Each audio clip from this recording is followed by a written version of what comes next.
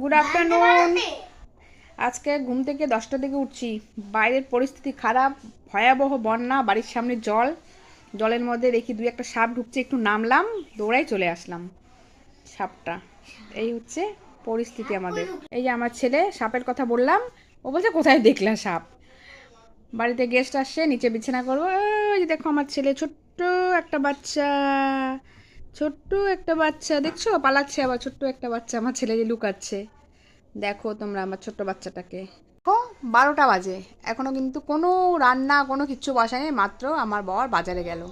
স্থিতিটা দেখো, প্রচুর জল হয়ে গেছে, রাস্তা ঘাটে জল, এই বাড়ির সামনে জল, এই যে কি জল, রাস্তাতে দেখো জল পুরো নিচে, এত জল এত জল এত জল, প্রচুর জল হয়ে গেছে। এখন যে রান্না করবো বুঝতে পারছি না, 12টা তো বাজে। পেঁয়াজ রসুন রেডি করা আছে, এখন খালি রান্না বসাবো। কখন যাই 12টার দিকে যদি রান্না বসাই, রান্নাটা কখন শেষ করব? মাস্টার আসবে, পিয়ানো মাস্টার, কিচ্ছু বুঝতে পারছি না। চুল টুল কিচ্ছু আছে না খালি। আচ্ছা, যাই হোক, তাও করতে হবে তাড়াতাড়ি। খালি ভাত, ফ্রাইড রাইস, ও ফ্রাইড রাইস, মাংস, ফ্রাইড রাইস আর মাংস করবো, আর কিছু না। একটু সাথে একটু স্যালাড করবো, সব শেষ।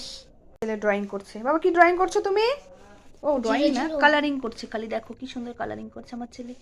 আমার ছেলেটা গুড বয়, জানো তোমরা? তোমরা কেউ জানো না যে আমার ছেলে কত ভালো ছেলে।